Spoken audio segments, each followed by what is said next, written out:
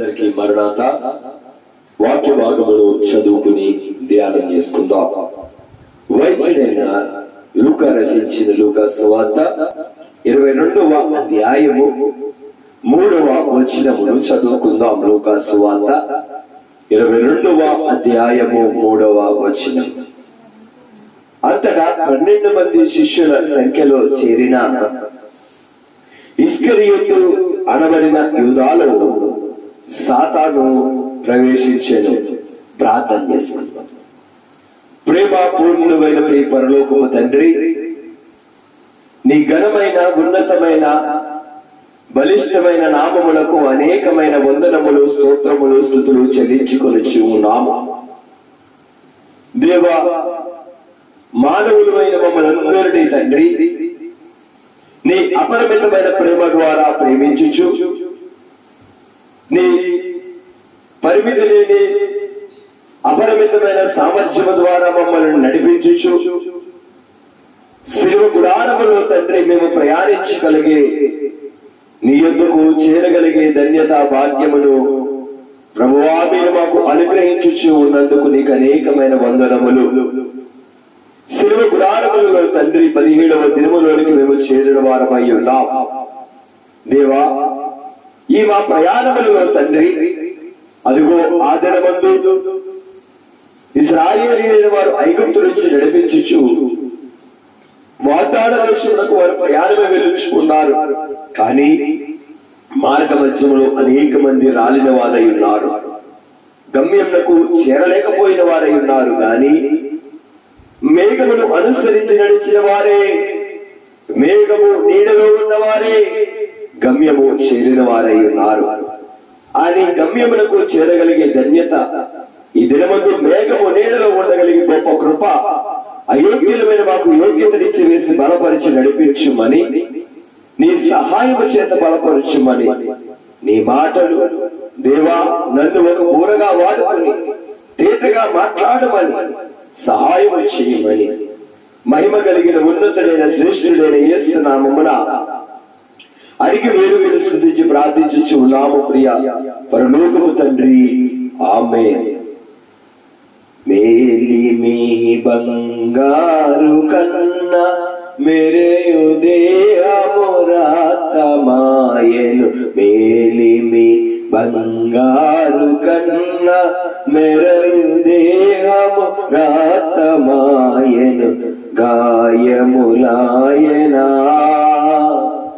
అయ్యో కుమారా, గాయములాయనా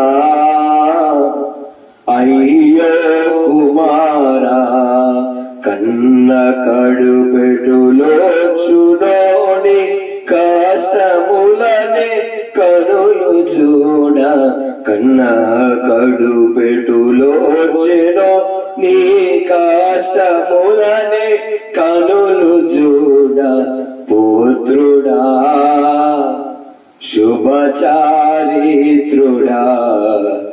అయ్యో కుమారా, పుత్రుడా శుభచారిత్రుడా. దేవుడి యొక్క ప్రశస్తమైన ఉన్నతమైన నామమున దైవ దీవెనలు, దైవ ఆశీర్వాదములు శిలువనాథుడైన దేవుడు నిండుగా మెండుగా మీ అందరికీ దయచేయును గాక. ఆమేన్.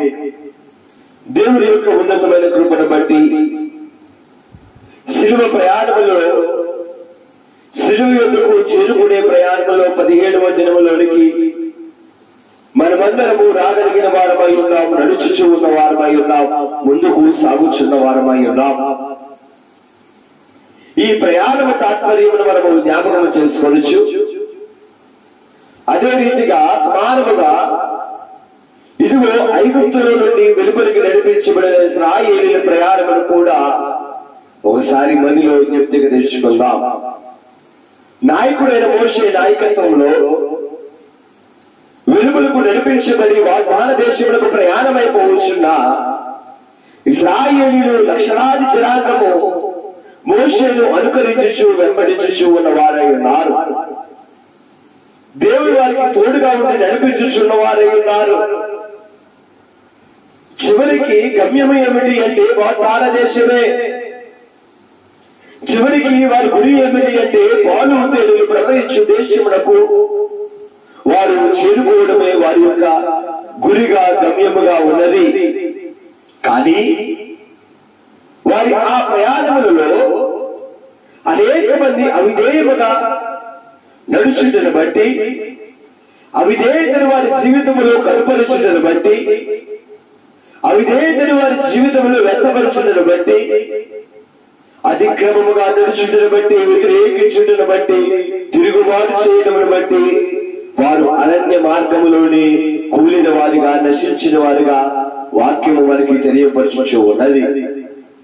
కానీ ఎవరైతే మేఘము అనుసరించి నడిచిన వారై ఉన్నారో, ఎవరైతే మేఘము యొక్క సూచనలను గమనించుకోవచ్చు, మేఘము ఆగినప్పుడు వారి ప్రయాణము ఆగి, మేఘము నడుచుచు ఉన్నప్పుడు వారు మేఘమును అనుసరించి నడిచి అలాగే ఉండిన వారు గమ్యములకు చేరుకుని వారై ఉన్నారు. అలాగనే ఈ దినమందు మన ప్రయాణం ఎక్కడికి అంటే శిలువ యొద్దకు చేరడమే. ఇదిగో శిలువనాథుడైన ప్రభువారి యొద్దకు చేరడమే. అలాగుననే ఈ లోకమనే ఈ యాత్రను ముగించుకుని పరలోకము చేరడమే. ఈ 40 దినముల శిలువ ప్రయాణములో, మండల కాలములో నీ గురి ఎక్కడికి చేరడము? ఇదిగో మెట్టుకు కలువరిగిరి రాజులైన దేవుడి యొద్దకు చేరడమే. ఇదిగో ఒలీవల కొండ అనుభవం కలిగిన మనమే తదుపరిగా గెత్సెమనే అనుభవంలోనికి కూడా వెళ్ళవలసిన వారమై ఉన్నాం. తదుపరిగా చివరికి కలువరి కొండ అనే ఆ దశకు చేరవలసిన వారమై ఉన్నాం. మెట్టుకు మనము కలిగి ఉండవలసిన అనుభవం ఏమిటి అంటే, గొర్రె పిల్ల ఎక్కడికి వెళ్ళినా సరే అక్కడికి వెంబడించగలిగే అనుభవంలోనికి మనం రావలసిన వారమై ఉన్నాం.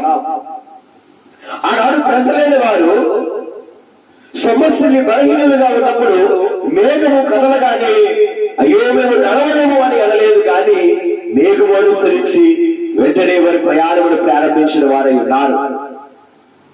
మరికొద్ది పరిస్థితులలో వారు మరింత 5 దినములు నడవగలిగిన బలము కలిగిన వారై ఉన్నప్పటికీ, 5 దినముల వద్ద దూరము ప్రయాణము చేయగలిగిన శక్తి సామర్థ్యం వారు కలిగి ఉన్నప్పటికీ మేఘము ఆగి ఉండగా వారు అక్కడే ఆగిన వారై ఉన్నారు. మెట్టుకు వెంబడించుట వారిని నడిపించుటదై ఉన్నది. వెంబడించుటలో వారి గమ్యము చేరుకోవడము, మార్గము సుజావుగా సాగినదై ఉన్నది. ఈ రోజు ప్రభువారు ఒక మాట మనందరికీ తెలియపరచు ఉన్నారు. ప్రభువారు అన్న మాటలలో అనేకమైనవి మానవాళిని ప్రతి ఒక్క మాట కూడా, ప్రభువారి నోట నుండి వచ్చిన ప్రతి ఒక్క మాట కూడా మానవాళి జీవితానికి ఎన్నో అర్థములు, భావములు కలుగజేయచ్చు. వారి ప్రయాణములు సుఖ మార్గములు, రమ్యమైన మార్గములు, జీవ మార్గములు నడిపించు ఉన్నవి. ప్రభువారు అన్న మాట ఏమిటి అంటే, నన్ను వెంబడింపకోరిన వారు, ఇదిగో అరణ్యములో మేఘములు వెంబడించిన వారు, మేఘములు అనుసరించిన వారు గమ్యములు చేరుకోగలిగిన వారు ఉన్నారు కదా. ఇదిగో నన్ను వెంబడింపకోరిన వారు, వారు ఎలాగూ ఉండాలి అంటే మిమ్మల్ని మీరు ఉపేక్షించుకుని మీరు సిలువని ఎత్తుకుని నన్ను వెంబడించండి. దేవుడు ఆ మాటలో చాలా కఠినత్వమును కనపరిచిన వారై ఉన్నారు. కఠినత్వమును మానవాళికి తెలియపరిచిన వారై ఉన్నారు. అందులో కఠినత్వం ఉన్నది అని మనం అనుకుంటాం. లేదు లేదు, దేవుడు అన్న మాట ఏమిటి అంటే, ఆయన ప్రేమ కలిగిన దేవుడు మన ఎడల ప్రేమ కలిగాడు అంటున్న మాట ఏమిటి అంటే, అది మనకి కఠినంగా అనిపిస్తుంది, కానీ అది దేవుడి ప్రేమ కలిగిన వారికి దేవుడి ప్రేమ వ్యక్తమవచ్చు ఉన్నది. ఆయన మాట ఏమిటి అంటే, మీరు నన్ను వెంబడింపకోరని ఎడల మిమ్ముని మీరు ఉపేక్షించుకోవడం అంటే వద్దనుకోవడము, విసర్జించుకోవడము, తృణీకరించుకోవడం. ఎవరిని? మనమంటే ఇష్టం లేని వారినా? మనమైతే ఎవరినైతే వద్దనుకున్నామో వారినా? కాదు కాదు, దేవుడు ఎవరినట్టున్నారంటే మిమ్మల్ని మీరే ఉపేక్షించుకోవడం, అనగా మీ శరీరమును ఉపేక్షించుకోవడం. ఎప్పుడైతే మిమ్మల్ని మీరు ఉపేక్షించుకోగలుగుతారో, మీ శరీరంలో కలిగే సకల ఆశలను, ఏదైతే శరీరము కోరుకుంటూ ఉంటుందో, ఆహారమునే గాని, నిద్రనే గాని, ఈ లోక భోగములనే గాని, లోకపరమైన సౌఖ్యములనే గాని, ఇహపరమైన సకల విధమైన అనుకూలతలే గాని నీ శరీరము కోరుకుంటూనే దానిని నువ్వు ఏమి చేయాలి అంటే ఉపేక్షించుకోవాలి. ఎవరినైనా ఉపేక్షించమంటే అది మనకి సులువైన కార్యమే. అది మనం వెంటనే తక్షణమే చేయడానికి సిద్ధమైపోతూ ఉంటాం. కానీ ప్రభు వారు ఎవరిని ఉపేక్షించమన్నారు అంటే మిమ్మల్ని మీరు ఉపేక్షించుకోండి అని తెలియపరిచిన వారై ఉన్నారు. రెండవదిగా ప్రభు వారి మాట ఏమిటి అంటే సిలువను ఎత్తుకుని. ఇదిగో దాని భావం ఏమిటి అంటే ప్రభు వారు సిలువను ఎత్తుకుని వారై ఉన్నారు, మోసిన వారై ఉన్నారు. అనగా ప్రభు వారు పాపియా, ప్రభు వారు నేరం చేసిన వారా, ప్రభు వారు అతిక్రమం చేసిన వారా కాదు. కానీ లోక పాపములన్నీ కూడా ఆ శిలువ మీద ఉన్నవి, లోక నేరములన్నీ కూడా ఆ శిలువ మీద ఉన్నవి, లోక అతిక్రమములన్నీ కూడా ఆ శిలువ మీద ఉన్నవి. ఇప్పుడు శిలువను మోయడము అంటే యేసు ప్రభు వారు లోక భారములను మోసిన రీతిగా నీవు కూడా ఇతరుల కష్టమును నీ కష్టముగా భావించవలసిన వారమై ఉన్నాం. ఇతరుల వేదనను మన వేదనగా మనము గుర్తించవలసిన వారమై ఉన్నాం.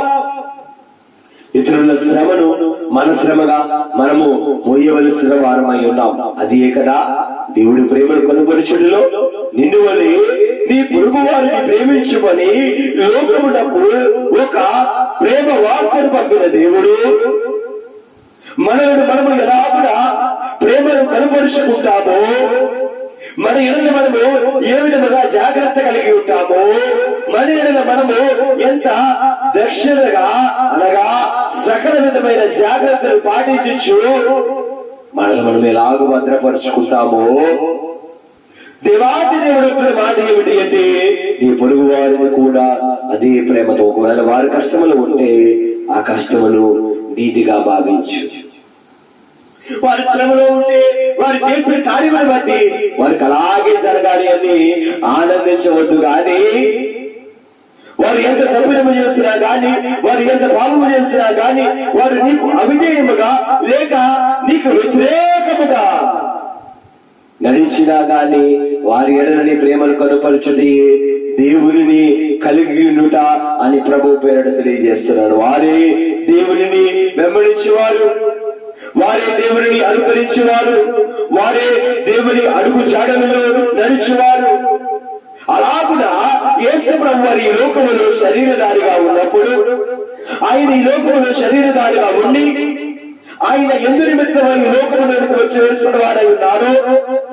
ఆయన వచ్చి వేసిన కార్యములు నెరవేర్చుటకు ప్రభువారు ఆయన పనిలో ముందుకు సాగిపోవచ్చు ఉన్నారు. లోకమంతటా సువార్తను ప్రకటించుచు ఆయన ఏ ప్రాంతములోనికి వెళ్ళినా ఆ ప్రాంతములో అద్భుతములను సూచక కార్యములను చేయించు ఉన్నవారై ఉన్నారు. అది ఆయన ప్రక్రియలో, ఆయన ప్రయాణములో ఆయన కొంతమంది శిష్యులను ఏర్పరచుకునే వారై ఉన్నారు. ఎందు నిమిత్తము ఆయనను వెంబడించినట్లుగాను, ఆయనను అనుకరించినట్లుగాను, ఆయనను చూపించినట్లుగాను వారిని దేవుడు ఏర్పరచుకుని దేవుడు అన్ని పరిస్థితులు గుండా వారితో ఉంటూ అన్ని స్థితిగతులలో కూడా వారితో నడుచుచు లేక వారిని యేసు వెంబడి నడుచులాగా ఆయన వారికి సూచనలు తెలియపరచుచు వారికి బోధించుచున్న వారై ఉన్నారు. అలాగే యేసు వారి యొద్ద ఉండి తర్ఫీదు పొందిన శిష్యులలో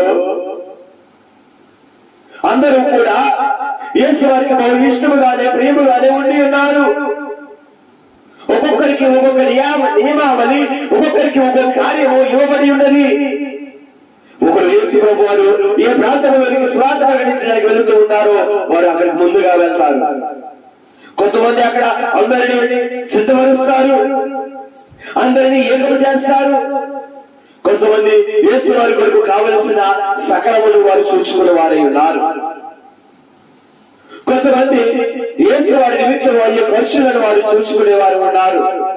ఈ చూచే వ్యక్తిలో ఒక వ్యక్తి ఎవరు అంటే ఇస్కరియోతు యూదా. అతని యొద్ద డబ్బు సంచి ఉండుట అనగా అతడు యేసు ప్రభువు యొక్క ఆర్థిక లావాదేవీలు కూడా జరిగించుట అనేది వాక్యం ద్వారా మనకి తెలియపరచబడుచు ఉన్నది. ఎంత నమ్మకమైన వ్యక్తిగా దేవుడు అతను ఎంచిన వాడై ఉన్నాడు. ఎవరికి ఆర్థిక లావాదేవీలు అప్పచెప్తాం మనం? మన యొక్క అత్యంత నమ్మకమైన వారికే కదా, మనం అత్యంత నమ్మిన వారికే కదా. అటువంటి స్థితి కలిగిన ఆ వ్యక్తి చివరకు కఠిన హృదయుడై ఇదిగో ఆయన వెంబడి నడిచి ఆయనను ఆ మేఘల కింద ఉండి ఆయనను అడుగుజాడలను నడిచి ఆయన బోధలు విని అనేక స్వస్థత కార్యములు చూచి అనేకమైన రీతులుగా ఇక ఏది కూడా మిగలకుండా యేసువారి సువార్త ప్రకటనలో ఆయన వెంబడి నడిచి వ్యక్తులలో ఒక ప్రధానమైన వ్యక్తిగా ఉన్న ఇస్కరియోతు యూదాలో జరిగిన కార్యం ఏమిటి అంటే లూకాసు వార్త 22:3 మనం చదువుకుందాం. మరి ఒకసారి చదువుకుందాం. అతడు 12 మంది శిష్యుల సంఖ్యలో చేరిన ఇదిగో ఆ సంఖ్యలో చేరి ఉండిన ఇస్కరియోతు అనబడిన యూదాలో సాతాను ప్రవేశించిన ఒక దైవజనుడు అన్నాడు, అతడు ఇస్కరియోతు కాదు, తస్కరియోతు. సర్వమును తస్కరించిన వాడై ఉన్నాడు. ఇస్కరియోతు అనబడిన యూదా అతనిలో సైతాను ప్రవేశించడమే ఉన్నది. అనగా అతడు ఆహ్వానం ఇచ్చి లేకపోతే అపవాదికి చోటు ఇవ్వడమును బట్టి అతని జీవితము ఏ విధముగా ఉండవలసింది, ఏ రీతిగా మారిపోయినదో మనం చూస్తూ ఉన్నాం. యేసు ప్రభువు వారి శిష్యుల సంఖ్యలో ఉండడం అంటే సాధారణమైన విషయము కాదు. అది యేసు వారి వెంబడి నడవడం అంటే అది సాధారణమైన విషయము కాదు. యేసు వారు ఎంతో ఆయన ప్రజ్ఞ కలిగిన వారిని లేక ఎవరు ఏ స్థితిలో ఉన్న వారినైనా ఆయనను వెంబడించిన తదుపరి వారి జీవితము అనేక రీతులుగా మార్చబడినదై ఉన్నది. ఆయనతో నడుచుట గాని, ఆయనతో సహవాసము చేయడము గాని అనేక మంది జీవితములు రూపాంతరము చెందబడినవి ఉన్నవి. అటువంటి ఉన్నతమైన స్థితి కలిగిన వాడే ఈ రోజు మనం చెప్పుకుంటూ ఉన్నాం. యేసు వారి శిష్యులైన వారు సర్వ ప్రపంచంలోకి వెళ్తూ ఉన్నప్పుడు వారిని చూసిన మాట ఏమిటి అంటే భూమిని తలకిందులు చేయి వారు వచ్చి ఉన్నారు. ఎంతో ఉన్నతమైన మాట వారిని చూసి సాక్ష్యం ఇచ్చి ఉన్నది. కానీ యూదా ఆ స్థితిని కోల్పోయిన వాడే ఉన్నాడు కదా. యూదా ఆ స్థితిని, ఆ స్థాయిని కోల్పోయిన వాడే ఉన్నాడు కదా. ఎందుకు బట్టి అంటే వైద్యుడైన లూకా స్పష్టంగా రాసిన వారే ఉన్నారు. ఏమిటి అంటే ఇస్కరియోతు అనబడిన యూదాలో సైతాను ప్రవేశించడం ఉన్నది. సాతానుకు అతను శోధించిన వాడై ఉన్నాడు. అతని జీవితము గమ్యముకు చేరవలసినది కానీ ఇదిగో అరణ్య మధ్యలోనే రాలిపోయిన ఇశ్రాయేలీయుల వలె అతని జీవితము కూడా మారిపోయినది. ఎవరు దేవుని కార్యము చూసిన వారే. అదిగో ఐగుప్తులో ఉన్నప్పుడు ఐగుప్తు ప్రజలందరికీ తెగులు వచ్చినాయి, కానీ వీరికి ఆ తెగులు రాలేదు. వీరు సముద్రము చేర్చబడుగా చూసిన వారే, ఆకాశం నుంచి మన్నా కురవడము చూసిన వారే, అనుభవించిన వారే, తినిన వారే, బండలో నుంచి నీళ్ళు రావడం చూసిన వారే. ఇదిగో అనుదినము కూడా దేవుని మేఘమును చూచుచు ఆ మేఘము కింద నడుచుచున్న వారే, రాత్రి సమయమందు అగ్ని స్తంభము వారికి కావలిగా ఉండడము అనుభవించుచున్న వారే. కానీ తిరుగుబాటు చేయడం బట్టి, అవదేవుగా వారు ఉండడం బట్టి ఇదిగో వారు అరణ్యములోనే రాలిపోయిన స్థితి, గమ్యములకు చేరుకోలేకపోయారు. అలాగే యూదా జీవితంలో కూడా చూసినప్పుడు యేసు ప్రభు వారు కూడా ఉండడానికి యేసు ప్రభు వారు ఏర్పరిచిన శిష్యులలో ఒక మనుష్యుడుగా ఉంటూ ఆ గుంపులో ఒక సంఖ్యగా ఆయన ఏర్పరచబడి ప్రధానుడిగా ఉంటూ యేసు వారి మార్గంలో నడుచుచు, యేసు చేసిన అద్భుత కార్యములు చూచుచు, యేసు చేసిన ఆశ్చర్యకరమైన స్వస్థత కార్యములు చూచి ఆయన బోధన ద్వారా అనేక మంది విడుదల పొందడం చూసి, దెయ్యములు పట్టిన వారిని ఆయన విడుదల పొందడం చూసి, లేదు చూడాలంటే ఏదీ లేదు, అన్ని కార్యములు చూచి చిట్ట చివరకు అతడు ఎవరికి చోటించిన వాడే ఉన్నాడు అంటే సాతానుకు చోటించిన వాడే. సాతాను అతనిలో ప్రవేశించిన రాయబడి మాట ఏమిటి అంటే, కనుక వాడు వెళ్ళి ఆయనను వారికి ఎలాగో అప్పగించినో దాని గురించి ప్రధాన యాజకులతోనూ అధిపతులతోనూ మాట్లాడాను. ఇదిగో ఇప్పుడు ఏ స్థితికి వెళ్ళిపోయాడు అంటే, అతన్ని విడిపించిన దేవుణ్ణి, అతన్ని నడిపించిన దేవుణ్ణి, అతన్ని రక్షించిన దేవుణ్ణి చివరికి ఆయననే అప్పగించే స్థితిలోనికి వెళ్ళిపోయాడు. యోధా యోధా, అందుకు ఒక మాట అంటుంది, యోధా నువ్వు పుట్టకుండా ఎంత మేలయ్యా, నీవు పుట్టకుండా ఉండిన ఎంత మేలు. ఎందుకంటే నీ స్థితి నీవు మరిచిన వాడమై ఉన్నావు. అలాగే మరిచినాగునా సైతాను యొక్క ప్రవేశమును బట్టి, అతనికి చోటును బట్టి ఈరోజు దేవుని వాక్యం గురించిన మనమే అపవాది దేనికి కూడా మనలోనికి కూడా మన మధ్యకు కూడా వచ్చి యుద్ధ కలిగిన కార్యములు చేయించు మనలను ఆ విధముగా కూడా నాశనం చేయాలి అని అతని ప్రయత్నము. అపవాది తేజో నక్షత్రము అని చెప్పబడిన అపవాదియే త్రోసివేయబడినప్పుడు, తృణీకరింపబడినప్పుడు అతని స్థితి ఏ విధముగా కోల్పోయినది ఉన్నదో మనల్ని కూడా అపవాది యొక్క మార్గంలో నడిపించాలని ప్రయత్నిస్తూ ఉంటుంది. బైబిల్ గ్రంథంలో చోట అపవాది ఎవరిని ప్రేరేపించిందంటే, మొదటి దినవృత్తాంతముల గ్రంథము, దినవృత్తాంతముల మొదటి గ్రంథము 21వ అధ్యాయము, దినవృత్తాంతముల మొదటి గ్రంథము 21వ అధ్యాయము మొదటి వచనమును చదువుకుందాం. దినవృత్తాంతముల మొదటి గ్రంథము 21వ అధ్యాయం మొదటి వచనంలో ఎలా రాయబడింది, తరువాత సాతాను ఇశ్రాయేలీయులకు విరోధముగా లేచి ఇదిగో ఇశ్రాయేలీయులకు ఇచ్చినప్పుడు దావీదును ప్రేరేపింపగా, ఎవరిని? ఇదిగో అరణ్యముల ఒంటరిగా ఉన్నప్పుడు దేవుడిని స్తుతించిన దావీదే, దేవుడి సహాయం పొందుకొని సింహములను చీల్చివేసిన దావీదునే, ఇదిగో చిన్నవాడి అయినా బలములేని వాడైనా దావీదుకి దేవుడి బలమును అనుగ్రహించబడి ఆ బలము ద్వారా శత్రువులను గొలియాతును సంహరించిన దావీదునే, అన్నలందరూ తృణీకరింపబడినప్పుడు చిన్నవాడు కనిష్ఠుడైనా అతన్ని దేవుడు ఎన్నిక చేస్తున్న, అభిషేకం చేస్తున్న దావీదునే, రాజుగా నిలబెట్టిన దావీదునే ఇదిగో అపవాది ఏం చేస్తుందంటే ప్రేరేపిస్తూ ఉన్నది. బైబిల్ గ్రంథంలో దేవుడికి అవిధేయముగా ఉన్న వారిని కానీ, దేవుడికి అయిష్టలుగా ఉన్న వారిని కానీ, దేవుడికి ఇష్టం లేని వారిని కానీ వారిని అపవాది ప్రవేశించలేదు కానీ, వారిని అపవాది ప్రేరేపించలేదు కానీ, ఇదిగో దేవుడే జీవితముగా, దేవుడే ధ్యాసగా, దేవుడే ఆశగా ఎవరైతే వారి జీవితములను సాగించుచున్నారో వారు అపవాది ద్వారా ప్రేరేపించబడము చూచుచూ ఉన్నాము. ఇదిగో దావీదునే అపవాది ప్రేరేపించినది. మరి ఒక వ్యక్తిని చూచుదాము. మత్తయి సువార్త 16వ అధ్యాయము, మత్తయి సువార్త 16వ అధ్యాయము 23వ వచనమును చదువుకుందాం. 16వ అధ్యాయం 23వ వచనం. అయితే ఆయన పేతురు వైపు తిరిగి, సాతానా నా వెనుకకి పొమ్ము, నీవు నాకు అభ్యంతర కారణమై ఉన్నావు, నీవు మనుషుల సంగతుల్ని తలంచుచున్నావు గాని దేవుడి సంగతులను తలంపకయున్నావు అని పేతురుతో చెప్పాడు. ఇదిగో ఎవరిని దేవుడు సాతానా అంటున్నాడు, ఎవరిని అపవాది అంటున్నాడు అంటే ఇదిగో యేసుప్రభువు వారి శిష్యుడు, ఒక శిష్యుడైన పేతురుని అంటున్నాడు. ఎందుకు అంటే పేతురుతో దేవుడు ఒక మాట అన్నాడు. ఆ పై వచనంలో చూసినప్పుడు, అప్పుడు నుండి తాను యెరూషలేముకు వెళ్లి పెద్దల చేతులు, ప్రధాన యాజకుల చేతులు, శాస్త్రుల చేతులు అనేక హింసలు పొంది చంపబడి 3వ దినమున లేచిన అగత్యమని యేసు తన శిష్యులకు తెలియజేయ మొదలు పెట్టెను. యేసు ప్రభువు వారు చెప్పుచున్న మాట ఏమిటి అంటే, ఇదిగో లోకరక్షణార్థమై నేను ఎన్ని నిమిత్తమైతే లోకములకు వచ్చాను, ఇదిగో నా కార్యము నెరవేర్చబడినందుకు చివరి దర్శకులకు నేను చూసి ఉన్నాను. ఇక లోకమందరిగా ఆయన తెలియపరుచున్నాడు.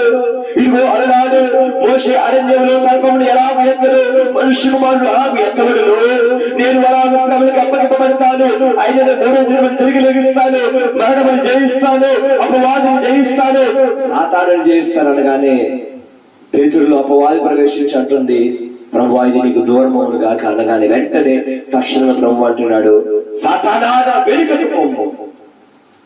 ఈరోజు మనకి కూడా కొన్ని సార్లు అపవాది మన మధ్యకు వచ్చి మన ముందుకు వచ్చి మాట్లాడుతుంది. ఎవరిలో? నీతో ఉండే వారితోనే, నీతో నడిచే వారితోనే, నిన్ను వెంబడించే వారితోనే, నిన్ను అనుకరించే వారితోనే అపవాది వచ్చి మాట్లాడుతూ ఉంటుంది. ఎవరంటే పేతురు వెంటనే ఆ మాట పలికినప్పుడు దేవుడు సాతానా నా వెనుక. ఈరోజు మనము కూడా అపవాది యుద్ధ కలిగిన కార్యక్రమం ముందు నెరవేరుస్తున్నప్పుడు మనము కూడా అలాగనే చెప్పవలసిన వారి వద్దకు బతున్నారు.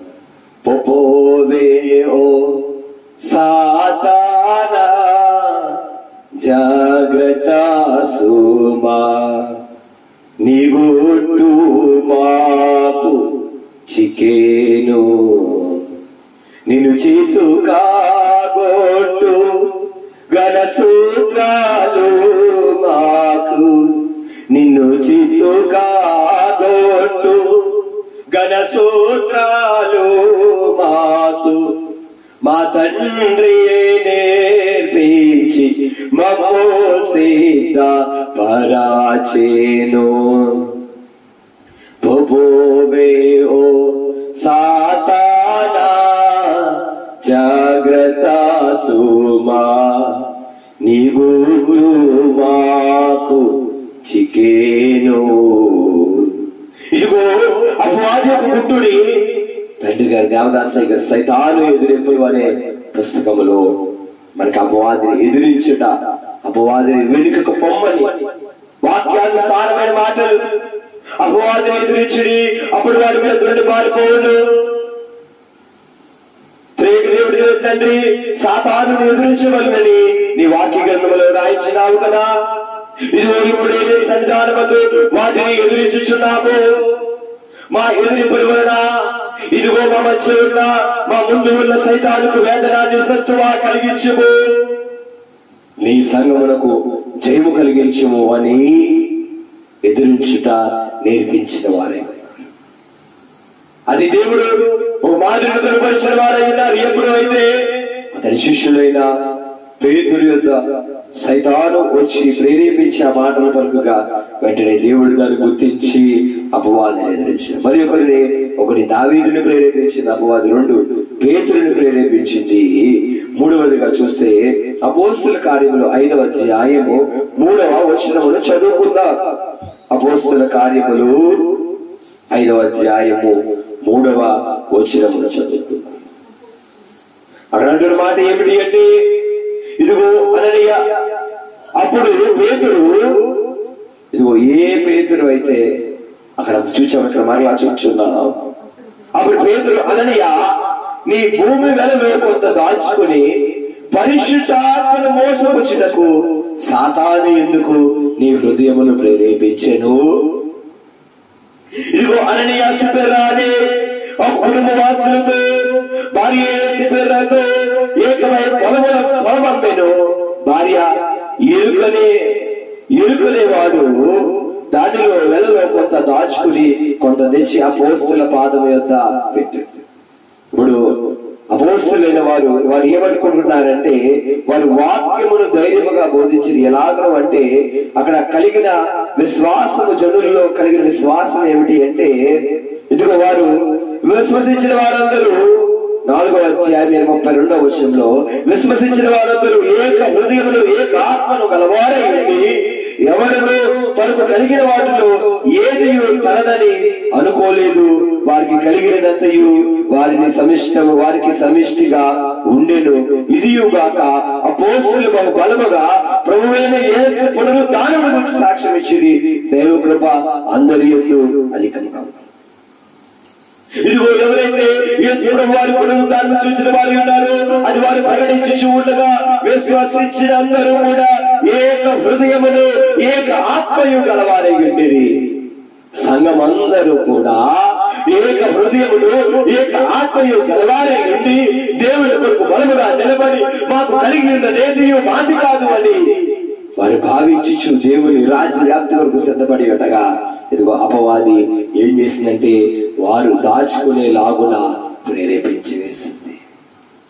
ఈరోజు మనకి కూడా ఒక్కొక్కసారి అపవాది అటువంటి ప్రేరేపణ కలిగిస్తూ ఉందా? దేవుడికి ఇవ్వడానికి నువ్వు సిద్ధమైనప్పుడు, దేవుని కొనుగోలు ఇవ్వడానికి సిద్ధమైనప్పుడు, నీ తలంపులో మనస్సు పుట్టినప్పుడు వెంటనే అమ్మవాది నీ కష్టం ఎందుకు ఇవ్వడము, నీది నువ్వు ఎందుకు ఇవ్వడము అనే మనస్సు ఆ తలంపు నీలో కలిగిస్తుంటే ఇదిగో వెంటనే మాట అప్పుడు పేతురు అననీయా నీ భూమి మీద కొంత దాచుకుని పరిశుద్ధ ఆత్మను మోసపరిచినకు సాతాను ఎందుకు నీ హృదయమును ప్రేరేపించింది. ఈరోజు అటువంటి ప్రేరేపణ నీలో కలిగితే నువ్వు తెలుసుకోవాల్సింది ఏంటంటే ఆ ప్రేరేపణ ఎక్కడిదంటే సాతాను ప్రేరేపణ. ఎలా కలిగిస్తుందంటే రేపు నీ జీవనం ఎలాగా ఈరోజు ఇచ్చి వేస్తావు, రేపు నీకు ఆపద తప్పింపబడాలంటే ఎలాగా, అది ఉంటే నీకు ఆపద తప్పింపబడుతుంది కదా, నీ కష్టం ముందుకు వెళ్తుంది కదా, నీవు బయటపడగలవు కదా. ఒకవేళ వ్యాధి వస్తే నీ దగ్గర ధర్మం ఉండద్దా? అయ్యో అయ్యో వ్యాధి రానివ్వకుండా, కష్టం రానివ్వకుండా, శ్రమ రానివ్వకుండా కాపాడే దేవుడు ఉంటే శ్రమలోంచి తప్పించుకోవడానికి ఎందుకు దాచుకోవడము?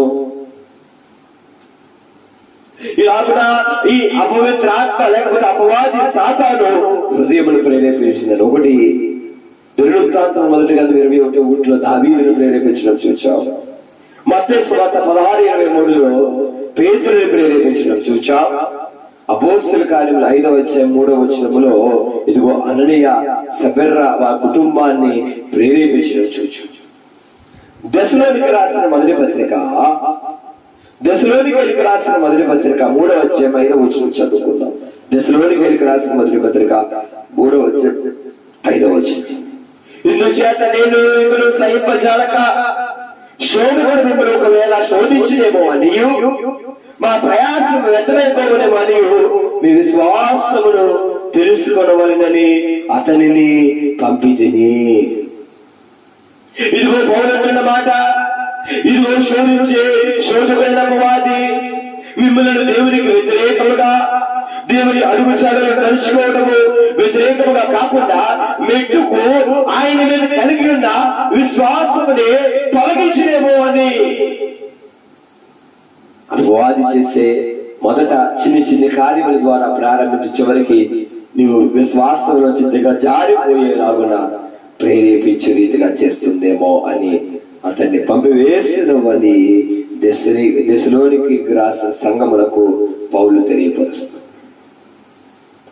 ఈ రోజు ఎవరిని అపవాది శోధించేది ఉన్నదో, లేక ప్రేరేపించేదే ఉన్నదో, ప్రవేశించడానికి ప్రయత్నించేదే ఉన్నది అంటే దేవుని యందు భయభక్తులు కలిగిన వారిని, దేవుడి మధ్య విధేయత కలిగిన వారిని, దేవుడు అంటే అనుకరించే వారిని, దేవుడి మధ్య తదేకముగా దేవుడి పట్ల దృష్టి కలిగిన వారిని, దేవుడే వారి జీవితముగా ఎంచుకునే వారిని, ఈ లోకము వ్యర్థమని భావించిన వారిని, దేవుడు ఉంటే చాలు ఈ లోకములు నాకేమి వద్దు అనుకునే వారిని అపవాది యుద్ధి కలిగిన కార్యముల చేత ప్రేరేపించడానికి, ప్రలోభించడానికి ప్రయత్నిస్తుంది. కానీ ఆహ్వానాన్ని మన్నించామనుకో, అపవాది యొక్క ఆహ్వానాన్ని కనుక నీవు మన్నిస్తే జాగ్రత్త సుమా. ఇదిగో ఇస్కరియోతు యోధ అపవాది యొక్క ఆహ్వానాన్ని మన్నించి ఆహ్వానించాడు. అపవాది మొదట బయట నుంచి మాట్లాడుతూ, ఇదిగో తల్లి అయిన ఆదిమ తల్లి గారి అయిన అవమ్మ దగ్గరికి వచ్చి సర్పము అన్నది అపవాది అంటుంది, దేవుడితో నడిచే వారితో అంటుంది, దేవుడిని చూచే వారితో అంటుంది, లేక ఆమెతో అంటుంది, దేవుడితో సహవాసం చేసే ఆమెతో అంటుంది, దేవుడి అంటే ఎంతో భయభక్తులు కలిగిన ఆమెతో అంటున్న మాట ఏమిటి అంటే ఇది నిజమా, ఇది నిజమా. వెంటనే ఆదిమ తల్లి అయిన అవమ్మ గారు అనవలసిన మాట, నా దేవుడు చెప్పిన మాట ఏదైనా సరే నేను అనుసరిస్తాను, ఒకవేళ అది కాకపోయినా దేవుడి పట్ల నేను నమ్మకం కలిగి ఉంటాననాలి గాని అవునా అని ఆలోచించినప్పుడు వెంటనే సర్పము ఆమెలోకి వచ్చి తిష్ట వేసింది. తదుపరి ఏం కలిగింది? ఆమెకి శ్రమ, వేదన. అప్పటి వరకు నమ్మి కనుమలో ఉన్న సర్వతో కూడా ఆ భూమతి కూడా ఇక ఏమనిపించింది వారి వరకు? గచ్చ పొదలను, ముళ్ళ పొదలను, అంతటి వరకు కూడా ముళ్ళు లేని వారి జీవితంలో ఇక ముళ్ళే భూమంతా ముళ్ళైపోయింది కదా, సేద్యపరచడానికి కష్టమైపోయింది కదా, ముళ్ళే అది ఇచ్చింది కదా. ఆహ్వానాన్ని మన్నించకుండా ఉంటే ఆమె జీవితం ఎలాగ ఉండేది? 10 మంది ఈ లోకములో ఈ ప్రయాసం ఉండేదా? నీవు కూడా దేవుడు అంటే తదేకమైన ప్రేమ కలిగి, దేవుడు అంటే మనస్సు కలిగి, దేవుడు వైపు చూచుచున్న నీవు అపవాది పెట్టే లేకపోతే సైతాను పెట్టే తలంపులకు ప్రేరేపణలకు ఆహ్వానమిచ్చి నడుచుకోవడానికి సిద్ధపడుతున్నావా? తక్షణమే జాగ్రత్త సుమా. నువ్వు ఈ దినమందే తెలుసుకోవాలి. ఏదైతే దేవుడికి అవిధేయముగా చేయడం సరియే, ఏం పర్లేదు అని నీలో భావం కలిగిస్తూ ఉన్నదా, నీ గురించి నువ్వు ఆలోచించుకొని చెప్తూ ఉన్నదా, నీ జీవితం గురించి నువ్వు చూచుకుంటూ ఉన్నదా? ఎంతసేపు దేవుడు దేవుడు అంటున్నావు, నీ జీవితం గురించి ఏమిటి, నీ భవిష్యత్తు ఏమిటి అంటున్నా? అది అపవాది ప్రేరేపణే. ఎల్లప్పుడు ముందు గురించి నువ్వు ఆలోచించడం లేదు అని అపవాదిని ప్రేరేపిస్తూ ఉన్నదా? జాగ్రత్త. ఇదిగో యూదాలో అపవాది ప్రవేశించిందని వాక్యంలో స్పష్టంగా చూచాడు.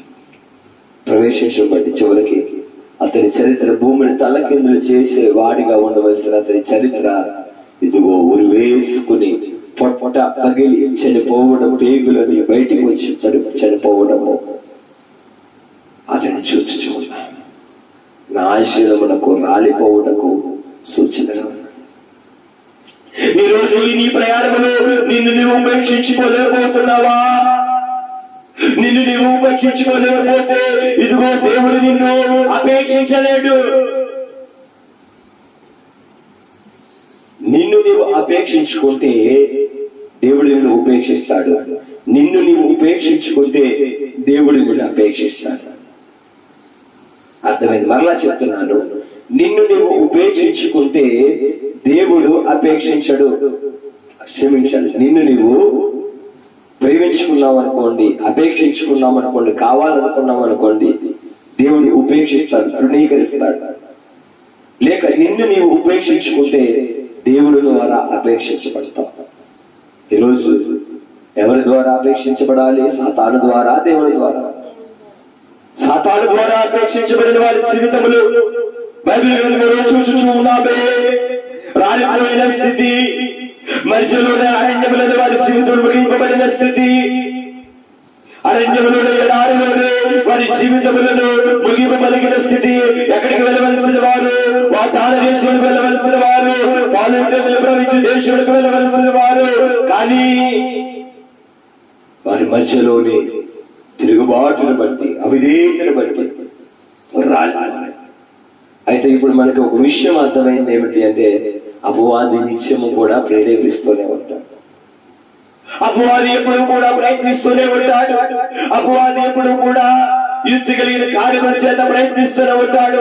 అయితే ఇప్పుడు మనం చేయవలసిన పని ఏమిటి అంటే, అపవాది కార్యములను ఎలా ఎదిరించాలో మనం వాక్యం ద్వారా చూచుదాము. అపవాది కార్యం ఎదిరించవలసిన వారు అది ఎలా ఎదిరించాలి అంటే, త్వరితముగా కొన్ని అంశములు చూసి ముగించుకుందాం. మత్తయి సువార్త 6వ అధ్యాయము 13వ వచనమును చదువుకుందాం. ఈ అపవాది కార్యములను ఎలా ఎదిరించాలంటే, దేవుడు మనము తప్పక చేయవలసిన కార్యములు కొన్ని తెలియపరిచాడు. మత్తయి సువార్త 6వ అధ్యాయము 13వ వచనము. మత్తయి సువార్త 6వ అధ్యాయము 13వ వచనం ఇలా రాయబడి ఉన్నది: మమ్మలను శోధనలోకి తేక దుష్టుని నుండి లేక కీడు నుండి అపవాది నుండి మమ్మలను తప్పించుము. అనగా దేవుడు మొట్టమొదటి తెలియపరిచిన మాట ఏమిటి అంటే, వి మస్ట్ ప్రే. అనుదినము కూడా నీ ప్రయాణములో నీవు చేయవలసిన ఒక కార్యం ఏమిటి అంటే, వి మస్ట్ ప్రే. మస్ట్ అనే దానికి తప్పకుండా, తప్పనిసరిగా చేయాలి.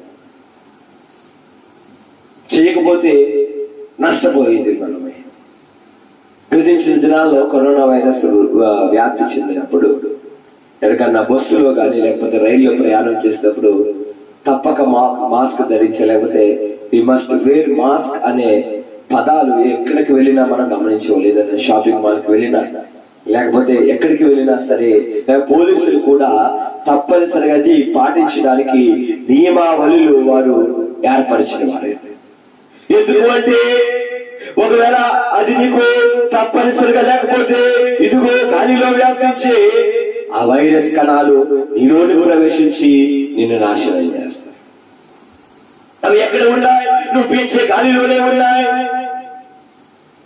ఆ కణాలు నిన్ను నాశనం చేసే ఆ మలినములు ఎక్కడ ఉన్నాయంటే గాలిలోనే ఉన్నాయి. కానీ నీవు వాటిని తప్పించుకోవడానికి ఈ మస్ట్ వేర్ మాస్క్ అనే మాట నుంచి అలా పాటించిన వారు ఎంతో మంది విడిచి వెళ్ళిపోలేదా? గాలిన వారే ఉన్నారు కదా. ఇది ఒక లోకపరమైన ఒక ఉదాహరణగా చెప్తూ ఉన్నాను. కానీ దేవుడు అన్న మాట ఏమిటి అంటే, మమ్మల్ని శోధనలోకి దేక దుష్టులను మమ్మల్ని తప్పించుకో. దేవుడు పరలోకమైన తండ్రికి ఎలా ప్రార్థించాలో ఆయన నేర్పిన మాటల్లో ఆ ప్రార్థన మనము చూచుచూ ఉన్నాము. కనుక అనుదినము కూడా అయ్యా మమ్మల్ని దుష్టుని తప్పించండి, అపవాది నుంచి తప్పించండి. ఎందుకు అంటే గర్జించు సింహము వలె ఎవరిని మృంగుదువా అని తిరుగుతున్న అపవాదిని మేము ఎక్కడ అపవాది యుక్తి కలిగిన బాణములకు మేము వెళ్లకుండా తప్పించబడాలి అని we must pray. ప్రార్థన ఒక మూలముగా ఉన్నది, ప్రార్థన ఒక ఆయుధముగా ఉన్నది, ప్రార్థన ఒక బలమై ఉన్నది, ప్రార్థన ఒక శక్తి అయి ఉన్నది. నీవు ఇవన్నీ కూడా బలములో శక్తిని ఆయుధములు కలిగి ఉన్నప్పుడే నువ్వు పోరాడగలవు. అది నువ్వు సంపాదించుకోవడం ఎలాగో అంటే ప్రార్థన ప్రార్థన ప్రార్థన. We must pray. ఒక భక్తులు అన్నారు, not praying is also a sin. ప్రార్థించకపోవడము కూడా పాపమే.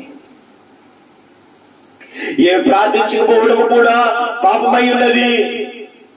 ఎప్పుడైతే నువ్వు ప్రార్థించవో దేవునికి దగ్గరగా నడవలేవు, దేవునితో కలిసి నడవలేవు. అందుకే ఒక మాట అన్నాను, నన్ను వెంబడింపగోరిన వారు మిమ్మల్ని మీరు ఉపేక్షించుకుని సిలువనెత్తుకుని నన్ను వెంబడించండి. ఒకవేళ ప్రార్థన లేకపోతే దేవుని ఎలా వెంబడించగలవు? ప్రార్థన లేకపోతే నువ్వు మేకమ కింద ఎలా ఉండగలవు?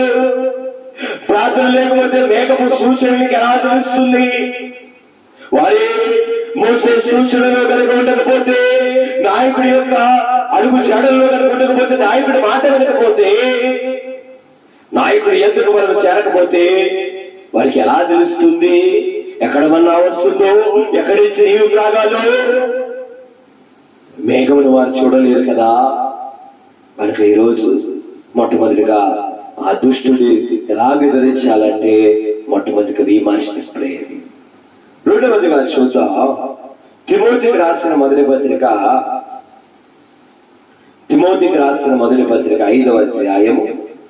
తిమోతికి రాసిన మొదటి పత్రిక 5వ అధ్యాయము 13వ వచనము నుంచి 15వ వచనం వరకు చదువుకుందాం. తిమోతికి రాసిన మొదటి పత్రిక 5వ అధ్యాయము 13వ వచనము నుంచి 15వ వచనం వరకు ఇలాగ రాయబడి ఉన్నది. మరియు వారు ఇంటింటా తిరుగులాడుచు బతుకులాడుటకు మాత్రమే కాక ఆడరాని మాట్లాడుచు వదలబోతులను పరుల జోలికి పోవాలనుటకును నేర్చుకొందురు. కాబట్టి యవన స్త్రీలు వివాహం చేసుకుని పిల్లలను కని గృహ పరిపాలన జరిగించు నిందించుటకు విరోధికి అవకాశం ఇవ్వవలెనని కోరుచున్నాను. ఇంతకు ముందే కొందరు త్రోవ నుండి తొలగిపోయి సాతానును వెంబడించిన వారైరి. చూడండి, ఇక్కడ తిమోతికి రాసిన పత్రికలో గద్దింపక తండ్రిగా భావించి అతన్ని హెచ్చరించుము అని హెచ్చరికలు తెలియజేయచ్చు ఉన్నారు. ఇక్కడ అంటున్న మాట ఏమిటి అంటే, మీరు కార్యనిర్వాహకులు కండి, మీరు విరోధులకు అవకాశం ఇవ్వక గృహ పరిపాలనలో లేకపోతే మీ కార్యములలో నిమగ్నమవ్వకండి. ఇది మనము ఎలాగ భావించాలి అంటే, రెండవదిగా we must keep busy for the Lord. దేవుని పని మీద మనం ఎల్లప్పుడూ నిమగ్నమైన వారిగా. నీవు ఉండే ప్రాంతంలో, నువ్వు నివసించే స్థలంలో, నువ్వు చదువుకునే కాలేజీలో, లేకపోతే నువ్వు చదువుకునే ప్రాంతంలో, నువ్వు ఉద్యోగం చేసే స్థలంలో అనేక మంది దేవుని ఎరిగిన వారు, తెలియని వారు ఉన్నారే. ఒక సమయం దొరికితే నీవు లోకపరం ఎప్పుడైతే ఖాళీగా ఉంటామో అప్పుడే అపవాది ఏదో ఆలోచన వల్ల కలిగిస్తూ ఉంటాడు. నువ్వేదో ఒక పనిలో నిమగ్నమై ఉన్నావు అనుకోండి, అపవాదిని ఎద్దకు వచ్చి నిన్ను డిస్టర్బ్ చేయడం కానీ, లేకపోతే నిన్ను నీ దృష్టిని మళ్లించడం కానీ ఎంత మాత్రం సాధ్యం. రెండో మాట మొట్టమొదటి వి మస్ట్ ప్రే, రెండవది we must keep busy for the Lord. దేవుడి కొరకు మనం ఎల్లప్పుడూ కూడా ఒక పనిని నిమగ్నమైన వారిగా ఉండాలి. ఒక పనిని మనం నిమగ్నం కలిగిన వారిగా ఉండాలి. అలాగ కలిగి ఉంటేనే మనని అపవాది ఎక్కడా కూడా మనలోనికి వచ్చి చొచ్చలేడు, మనలో అతను ప్రవేశించలేడు. కొంతమంది ఖాళీగా ఉండి ఆలోచిస్తూ ఉంటారు. ఆ ఖాళీగా ఉండే బదులు దేవుని వాక్యాన్ని ధ్యానించవచ్చు కదా. అందుకనే భక్తులు అన్నారు, మనో విచారము కూడదు, నీకు మహిమ తలంపులే కావలేను. ఇప్పుడు మహిమ తలంపు కలిగే ఇదిగో వాక్యములో ఉన్న ప్రతి ఒక్క వచనములను, ప్రతి ఒక్క అధ్యాయములను, ప్రతి ఒక్క మాటను నీవు ధ్యానించినట్లయితే నీవు ధన్యుడిగా ఉంటావు కదా. అంత మాత్రమే కాకుండా నువ్వు ఎక్కడ ఏ పనిలో ఉన్నా గాని, నువ్వు ఎక్కడ నివసిస్తున్నా గాని దేవుడి పని నీకు ఏదో ఒక తలాంతు దేవుడు ఇచ్చి ఉంటాడు. నీ చోటు వారికి దేవుని వాక్యమును తెలియజేయడమే గాని, నీ తోటి వారికి దేవుని గురించి మాటలు తెలియపరచడమే గాని, లేక ఏ పని లేకపోతే కనీస ఆ సమయంలో ఒంటరిగా ఉన్నప్పుడైతే తక్షణమే ప్రార్థనలోనికి వెళ్ళిపోవడం, వెంటనే ప్రార్థనలో నిమగ్నం అవడం. దేవా అనేక మంది రక్షించు, ఒకవేళ సాక్షిగా ఉన్నట్లయితే నీ సాక్ష్యాన్ని తెలియపరచు. We must keep busy for the lord. We must keep, మనం ఉంచుకోవాలి. కొంతమంది చాలా మంది వద్ద విన్న మాట ఏమిటంటే బోరు కొడుతుంది. బోరు కొట్టడం అనే మాట అది ఆ వ్యక్తికి అంటాడు, అతడు ఎంత దరిద్రతను మోసుకుంటూ ఉన్నాడు అంటే, బోరు కొట్టడం అంటే నీకు ఏ పని చేయాలో తెలియడం లేదా? నీ జీవితంలో నీ జీవితం ఒక గమ్యం ఏమిటో తెలియడం లేదా? నీ జీవితం ఒక అర్థం ఏమిటో తెలియడం లేదా? దేవుడు నిన్ను కలుగు చేసి ఉన్నతమైన ప్రతిష్టలో నిలవబెట్టి ఇంత చేసినప్పటికీ చివరికి బోరు కొడుతుందని ఏ పని లేనివాడిగా ఉన్నాను అని దేవుడు ఎంత గొప్ప పని, ఎంత గొప్ప గ్రంథాన్ని ఇచ్చాడు. బైబిల్ గ్రంథాన్ని ధ్యానించాలి, ప్రార్థించాలి. కోతంతో విస్తారముగా ఉన్నది పనివారు కొదువాయని అంచె దినములలో, అపాయకరమైన దినములలో మనం ఉన్నా. నీవు దేవుని కొరకు ఒక పనిని కల్పించుకుని ఆ పనిలో నిమగ్నం అవ్వాలి.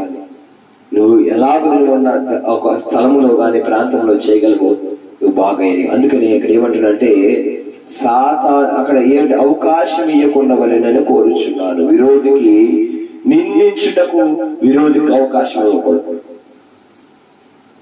విరోధి అపవాది ఎందుకు నిందిస్తాడేంటంటే, ఇదిగో యోబు గ్రంథంలో, యోబు గ్రంథం 1వ అధ్యాయము, అపవాది ఎందుకు నిందిస్తాడే? నన్ను లోకములో ఉంటే, నా ఇష్టం వచ్చిన మీరు ఉంటే ఎందుకు నిందిస్తాడు? ఎందుకు అపవాది ఎవరు నిందించడానికి ప్రయత్నించాడో తెలుసా? యోబు గ్రంథం 1వ అధ్యాయం 6వ వచనంలో, దేవదూతలు అనగా దైవ కుమారులు యెహోవా సన్నిధిని నిలుచుటకే వచ్చిన దినము ఒకటి తటస్థించదు. ఆ దినమున అపవాది అగువాడు వారితో కలిసి వచ్చింది. యెహోవా దేవుడు అంటున్నాడు, నీవు ఎక్కడి నుండి వచ్చేది అని వాడిని అడగగా, అపవాది అంటున్నాడు, భూమి మీద ఇటు అటు తిరుగులాడుచు అందులో సంచరించు వచ్చి తిని యెహోవాకు ప్రత్యుత్తరం ఇచ్చాడు. అందుకు యెహోవా, నీవు నా సేవకుడైన యోబు సంగతి ఆలోచించుతావా?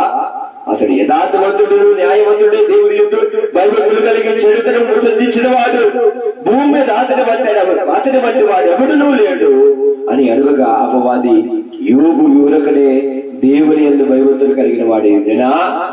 నీవు అతని ఇంటి వారికి అతనికి కలిగిన సమస్తమును చుట్టూ కంచెను వేసేది కదా. నీవు అతని చేతి పనిని దీవించుడి చేత అతని ఆస్తి దేశము బహుగా విస్తరించి. ఇప్పుడు దేవుడు అన్నాడు యోబు గురించి నువ్వు చూచావా? అపవాది ఎందుకు వచ్చాడో దేవుడికి బాగా తెలుసు. దేవుడు ఈ సర్వలోకమును సృజించిన దేవుడు అపవాది ఎందు నిమిత్తమై అక్కడికి వచ్చాడంటే ఎవరి మీద నిందవేయడానికి. కానీ దేవుడు వెంటనే అన్నాడు, ఇదిగో నా సేవకుడైన యోబుని చూచావా అంటే, యోబు ఎందుకు ఊరుకనే ఉంటున్నాడు అనుకున్నావు ప్రభువా? లేదు, నువ్వు అతనికి కంచె వేసావు, అతను ఆశీర్వదించావు. అందుకని మనకి మనం బిజీగా ఉంచుకొని, keep busy for the lord. We must keep busy for the Lord. Then we have to do the thing that James chapter 1, James chapter 4 verse 7. యాకోబు పత్రిక 4వ అధ్యాయం 7వ వచనంలో అక్కడ రాయబడిన మాట ఏమిటి అంటే, ఇదిగో కాబట్టి దేవునికి లోబడి ఉండుడి, అపవాదిని ఎదిరించినప్పుడు వాడు మీ వద్ద నుండి పారిపోవు. అపవాదిని ఏం చేయాలంటే మనం అందరం కూడా ఎదిరించవలసిన వారమై ఉన్నాం. We must cast the devil. అపవాదిని ఎదిరించాలి. అపవాదిని ఎదిరించకుండా అపవాదికి లోబడి ఉన్నావు అనుకో, దేవునికి దూరం అయిపోతావు. జాగ్రత్త. ఇదిగో దేవునికి లోబడి ఉండాలి. We must keep busy for the Lord. దేవుడి కొరకు మనం పని నిమగ్నం చేసుకుని దేవుడి రాజ్యవ్యాప్తి కొరకు ప్రయాసపడాలి. దేవుడి మేఘమనేడలో ఉండాలి. దేవుడి కనుదృష్టిలో ఉండాలి. దేవుని అడుగుచాడల్లో ఉండాలి. కానీ ఎప్పుడైతే తప్పిపోతామో, ఇదిగో యూదాలోకి సాతాను ప్రవేశించి, యూదాలో ఇస్కరియోతు బట్టి యూదాలో సాతాను ప్రవేశించి అతని జీవితం యొక్క గమ్యము ఎంత దుర్భర స్థితిలోనికి మారిపోయిందంటే అతను అందరూ అసహించుకోలాగా అతని ముఖము ఎవరికి చెవుంచుకోలేక చివరికి ఉరి వేసుకునే స్థితి. కనుక ఈరోజు అపవాదిని మనం ఎదిరించాలంటే మొట్టమొదటిగా we must pray, రెండవదిగా we must keep busy for the Lord. అలాగే ఎలాగో అంటే ఆ పనిలో నిమగ్నమై అపవాదిని ఎదిరించవలసిన వారమై. అపవాది వచ్చి ఏదన్నా నీకు దేవునికి అవిధేయమైన తలంపును గాని ఒక ప్రేరేపణ గాని నేను కలిగిస్తున్నప్పుడు సాతానా అనాలి. We must not entertain the devil things. అపవాది యొక్క తంత్రాలను ఎంటర్టైన్ చేయకూడదు. వాటితో ముచ్చటించడానికి సిద్ధపడకూడదు. వెంటనే నేను చేయవలసిన కార్యం ఏమిటంటే అపవాదిని ఎదిరించవలసిన వారమే. కొంతమంది అపవాది వచ్చి ముచ్చటిస్తూ ఉంటే కలిసి ముచ్చరించడానికి సిద్ధమవుతూ ఉంటారు, కానీ ఎదిరించవలసిన వారమే. తదుపరి చూద్దాం. ఎఫెసీయులకు రాసిన పత్రిక 6వ అధ్యాయం, ఎఫెసీయులకు రాసిన పత్రిక 6వ అధ్యాయం 16వ వచనంలో మరి ఒక మాట. మొట్టమొదటిగా we must pray, రెండవదిగా we must keep busy for the Lord. ఎఫెసీయులకు రాసిన పత్రిక 6వ అధ్యాయం 16వ వచనంలో ఈ విధముగా రాయబడి ఉన్నది. ఇవన్నీ గాక విశ్వాసమును గాలి పట్టుకుని దానితో మీరు దుష్టుని అగ్ని బాణములన్నిటినీ ఆర్పుటకు శక్తిమంతులు అగుదురు. దేవునికి స్తోత్రం. హల్లెలూయా. విరిగినామతి కాశానీవే వినయోలాగా నందామేవే. విరిగినామతి కాశానీవే వినయోలాగా నందామేవే. దొరలి పడిన నేతుదువీవే దొరకువాడా వీవే వెదకిన యేసు నీ తలపే నాకు ఎంతో హాయి. ప్రభు యేసు నీ తలపే నాకు ఎంతో హాయి. అపవాదిని ఏ విధంగా ఎదిరించగలమంటే మొట్టమొదటిగా వాక్యంలో తెలియపరిచిన మాట, మమ్మల్ని శోధనలో ప్రవేశించుకున్నట్టు మమ్మల్ని తప్పించుము అని we must pray, ప్రార్థించవలసిన వారమై ఉన్నాం. రెండవదిగా చూసినట్లయితే నిందించుటకు అపవాదికి ఏ మాత్రములో కూడా మీరు అవకాశం ఇవ్వకండి. మీ నిర్వహణలో మీ కార్యములలో మీరు నిర్వహించండి, మీరు నిమగ్నమై ఉండండి అని తిమోతికి రాసిన మొదటి పత్రిక 5వ అధ్యాయము 13వ వచనం నుంచి 15వ వచనం వరకు వాక్య భాగంలో చూశాం. అనగా we must keep busy for the Lord. ఇదిగో మూడవదిగా అంటున్న మాట ఏమిటి అంటే, ఎఫెసీయులకు రాసిన పత్రిక 6వ అధ్యాయం 16వ వచనంలో అంటున్న మాట ఏమిటి అంటే, ఇవన్నీ గాక విశ్వాసమును గాలి పట్టుకుని దానితో మీరు దుష్టుని అన్ని అగ్ని బాణములన్నిటినీ ఆర్పుటకు శక్తిమంతులగుదురు. ఇదిగో అపవాది చేసే అన్ని అగ్ని బాణములన్నిటికీ కూడా ఎదురించుటకు నీ యొక్క ఒక డాలు ఉండవలసినదై ఉన్నది. ఆ డాలు ఏమిటి అంటే బాహ్యముగా సైనికులు ధరించేటువంటి డాలు కాదు. బాహ్యముగా యుద్ధరంగంలో ఉన్నవారు అపవాది యొక్క బాణములు ఎదుర్కోవడానికి వారు ధరించే డాలు కాదు. ఇదిగో అంతరంగికముగా నీ మనస్సులో ఒక దృఢమైన నిశ్చయముడు, నా దేవుడు నా పక్షముగా ఉన్నాడు అని, నా దేవుడు నాతో ఉన్నాడు అని, నా దేవుడు నన్ను నడిపిస్తున్నాడు అని. ఎందుకంటే నేను చేసే ప్రార్థన బట్టి, నా ప్రార్థన ఆలకించి నేను నిర్వర్తించే దేవుడి కొరకు నిర్వర్తించే కార్యమును బట్టి ఆ విశ్వాసమును మనలో ఎప్పుడైతే కలిగి ఉంటామో, విశ్వాసమును బట్టి అపవాది యొక్క అన్ని అగ్ని బాణములు ఆత్మకు బలవంతులు శక్తివంతులు అగుదురు అని వాక్యం తెలియపరుస్తుంది. ఇదిగో యుద్ధరంగంలో దిగిన వాడై ఉన్నాడు, యుద్ధరంగంలో శత్రువు ఎదుట నిలబడిన వాడై ఉన్నారు. ఎవరు అంటే భక్తుడైన దావీదే. చిన్నవాడు, బలము తక్కువైన వాడు. కేవలము అతడు యుద్ధంలోకి వెళ్ళినప్పుడు కనీసము ధరించవలసిన వస్త్రములు లేక అవి అతనికి అమర్చుకోవడానికి సరిపోక ఎటువంటి డాలు గాని బాణములు గాని ఏమీ లేకుండా పోరాటములకు వెళ్ళిన వాడు ఉన్నాడు. ఎలాగునా కేవలము విశ్వాసమును బట్టి. ఆ మాటలు చూచినప్పుడు అతడు దేవుని బట్టి అలాగ వెలుచు ఉన్నాడు అంటే కేవలం విశ్వాసమును బట్టి కదా.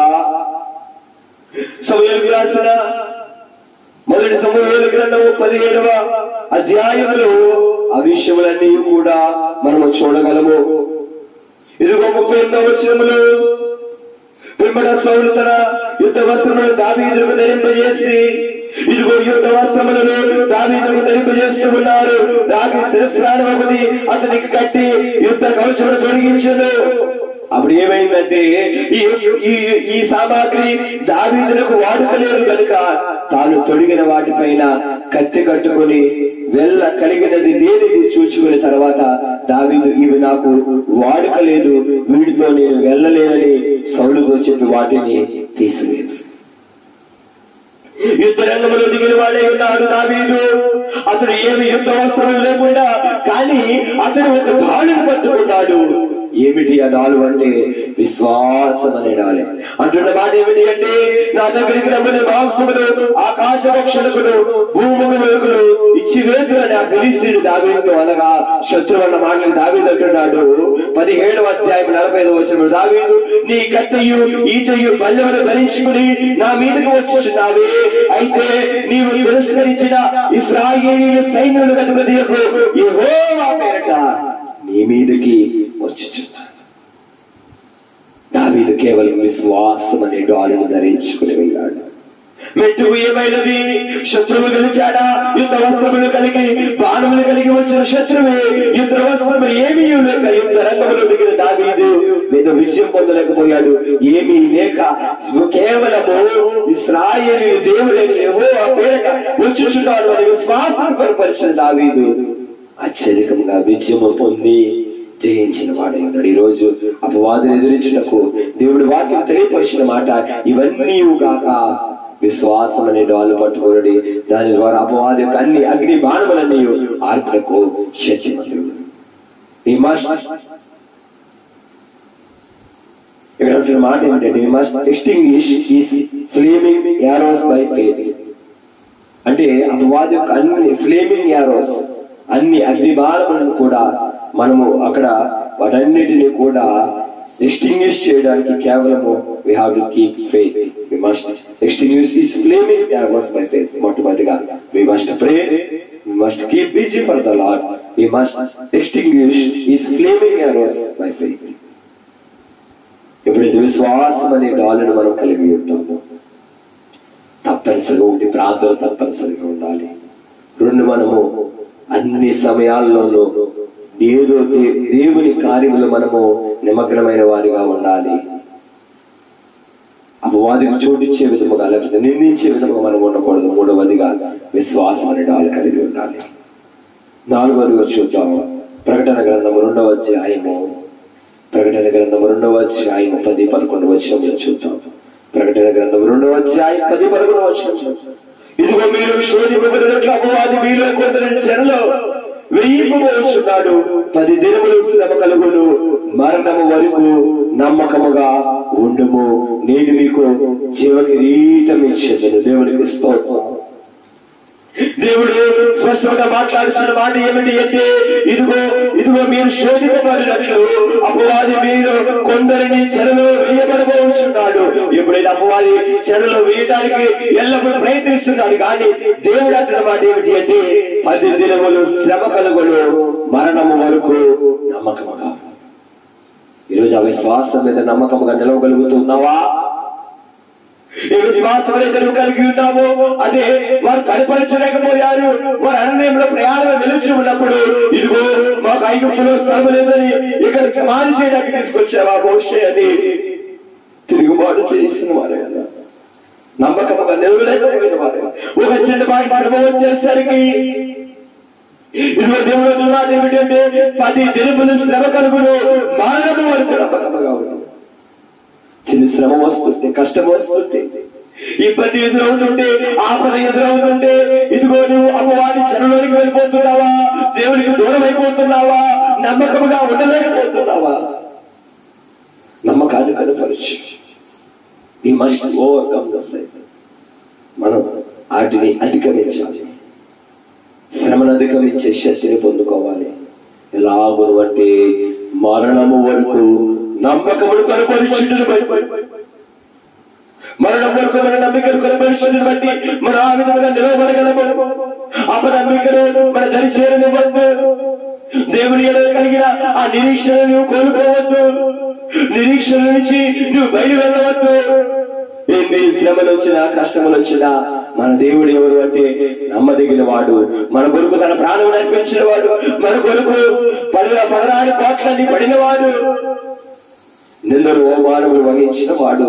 10 దినములు శ్రమ కలుగును, ఆయనను మరణం వరకు నమ్మకము. ఎందుకంటే ఇదిగో మీరు శోధింపబడినట్లు అపవాది మీలో కొందరిని చెరలో వేయబడిపోవచ్చున్నాడు, వేయడానికి సిద్ధంగా ఉన్నాడు.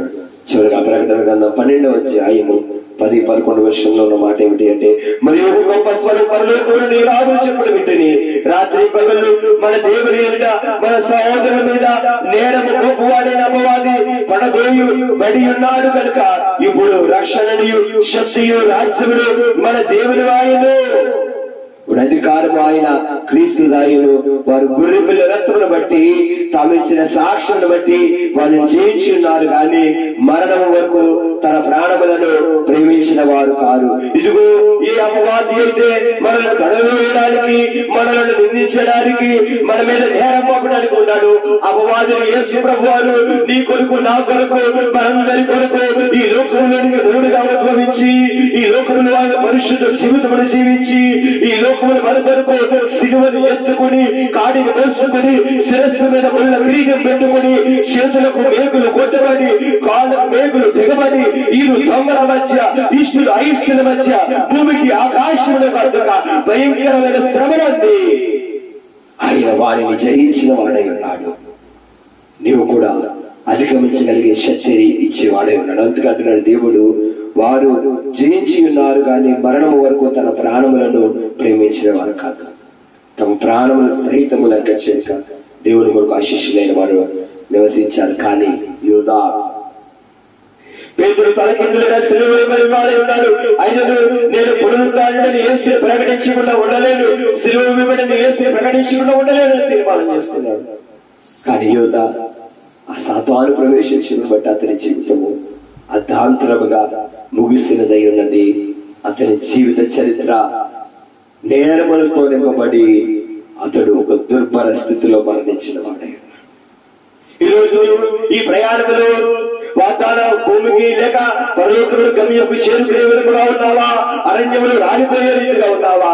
ప్రేరేపిస్తున్నప్పుడు అది దావీదును ప్రేరేపించింది, పేతురును ప్రేరేపించింది, అననీయ సమీరాను ప్రేరేపించింది, సంఘమును ప్రేరేపిస్తూ ఉంది. కానీ నువ్వు ఎలాగ ఎదిరించాలంటే, ఒకటి వి మస్ట్ ప్రే.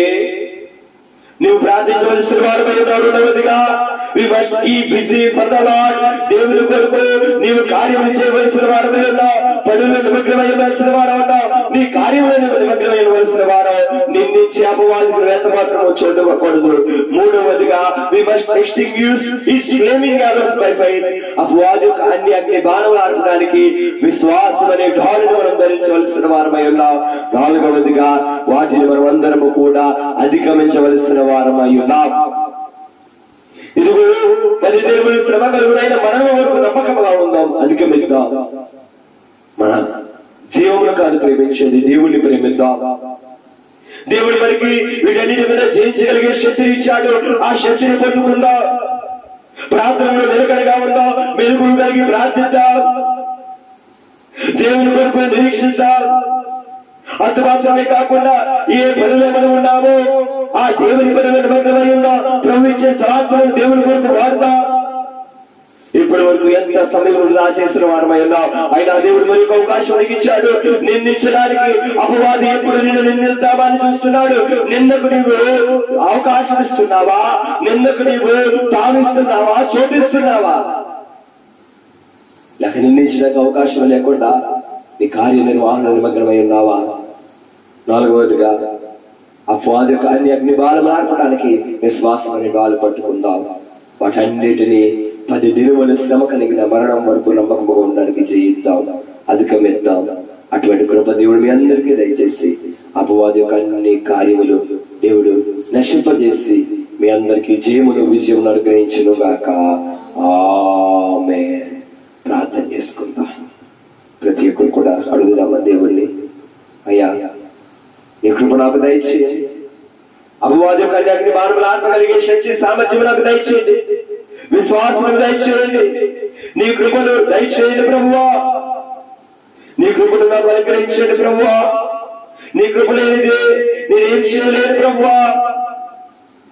ఇతర మందు ప్రార్థించే వారిగా దేవా నా కార్యములను నిలిచిన తర్వాత నీ కొరకు వాడబడడానికి అపవాదికి ఎక్కడ నిర్మించడానికి చోటు ఇవ్వకుండా తావివ్వకుండా నిలబడడానికి కృప దయచేయండి.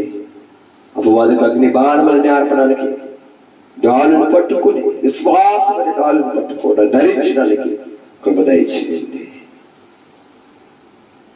ఇలాంటిదా యేసు ప్రేమ, ఇలాంటిదా